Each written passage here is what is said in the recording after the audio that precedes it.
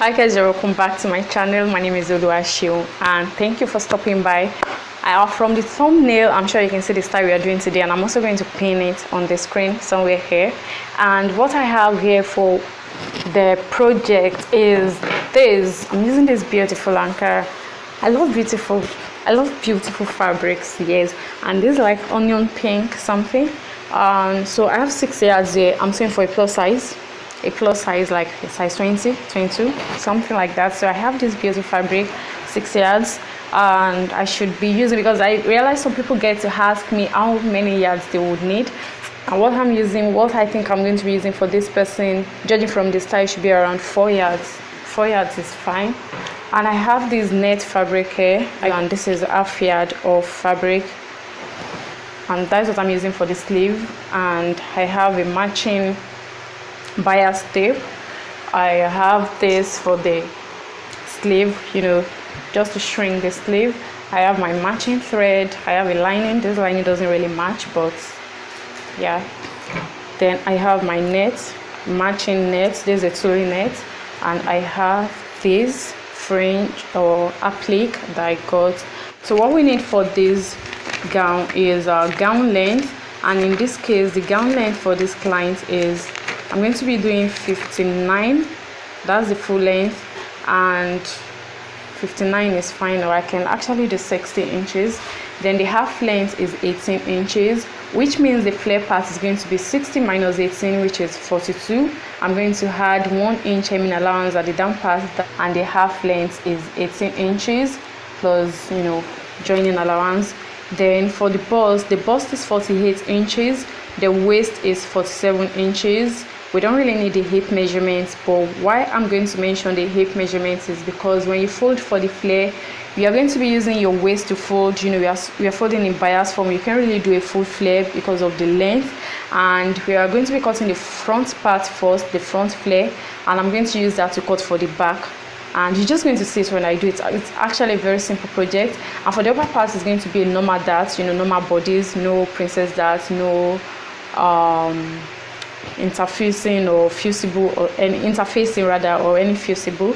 And that is that. And I'm going to be using a brown paper, a pattern paper, to map out the front upper part, because of I'm going to be cutting out the yoke part.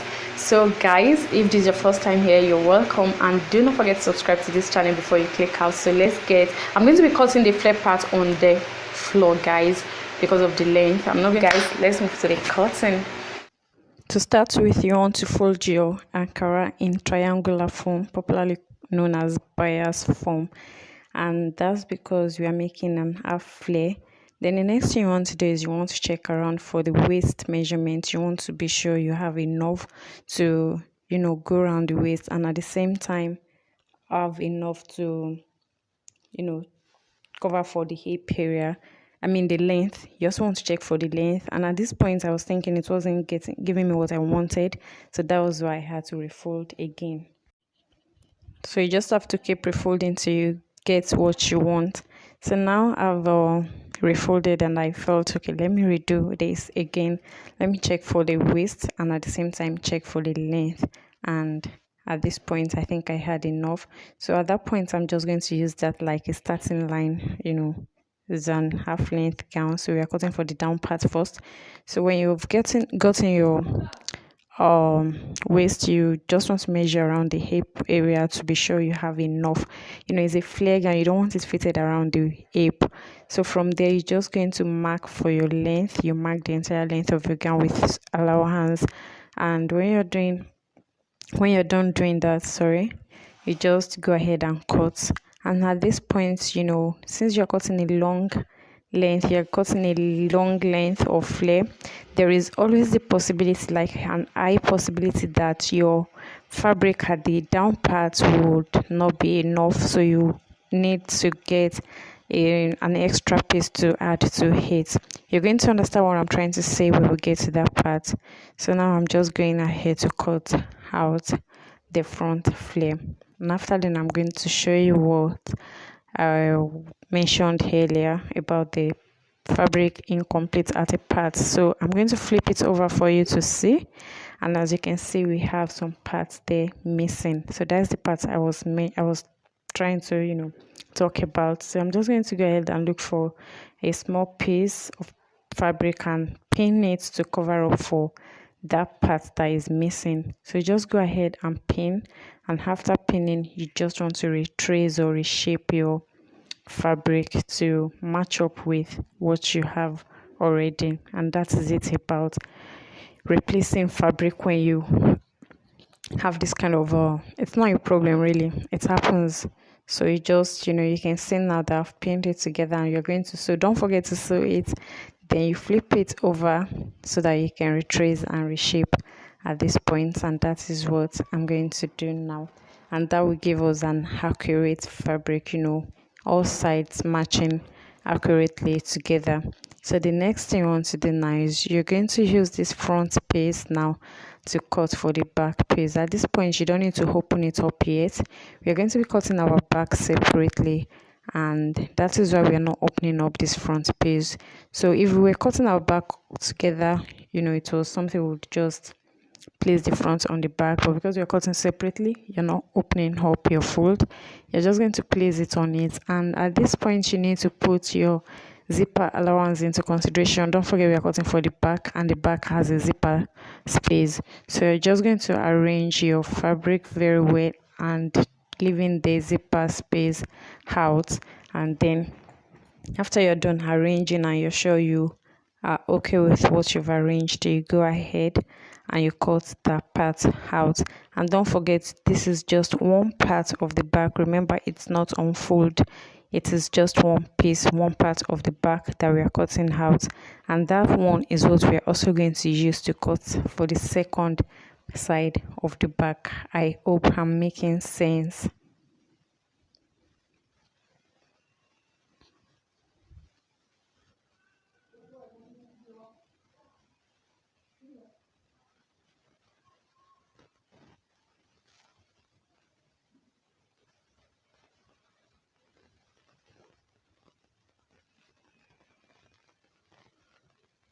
And now that you're done cutting the first part, you're just going to remove the front part. You can see I've opened it up, and here's what we have for the front piece. So that's our half layer, and you're going to set that aside. Now we have one part of the back, we need the other part, so we're going to use this to cut out. And don't make a mistake, or the mistake of cutting out two left sides or two front sides, right sides, as the case may be. So to avoid that kind of mistake, what you're going to do is that one you're placing on the one on the floor, you're going to make sure right sides are facing each other. That is how you'll be able to get one left side and one right side. And after placing it on each other, you just cut out, and we have our down part, our back pieces ready too. And that is that for the down part. So we can now go ahead and move to the upper part. So you can see what we have now. We have two sides, one left side and one right side. So guys, let's move to the cutting table now. I told you I'm going to be using a pattern paper for the upper part, and now here is what I have. I've marked the basic lines, the shoulder line, the armhole line, and the half length with the joining allowance. So next thing, I'm going in with the shoulder measurements. You mark your shoulder divided by 2, you mark it there, then you mark your neck width and your neck depth. And that is what I'm doing. Just do what you feel is most comfortable with you. So just use what you want as your neck depth or your neck width, and you're good to go. And after marking that, the next thing you want to do is you want to go ahead and then mark your shoulder slant of 1 inch and connect it to the neck with the neckline at the upper part, as you can see me do. And then I told you this is just a normal dart, no busting, nothing, which means you're just going to input your round body measurements, your bust divided by 4 plus your sewing allowance, put it on that, and go to the waist area, take your waist measurement divided by 4 plus sewing allowance, connect all the lines or all the dots together. And guys, that is just about it. We just created a bodice pattern. So the next thing we're going to do now is, actually I'm going to be using this pattern also to cut for the back piece. Don't worry, you're going to get what I'm doing. So for this front piece we are working with, don't forget we have a yoke.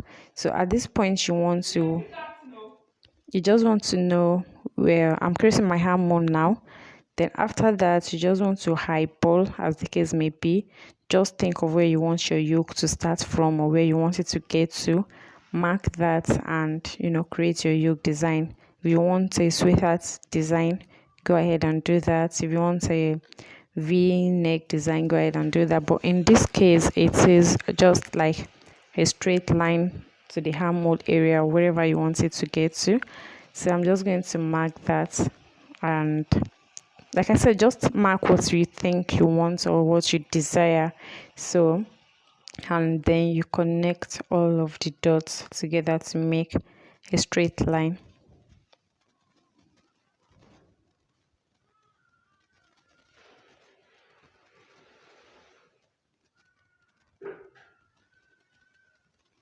So that part, the upper part, is the part where we were going to make our net, and the down part is going to be our fabric.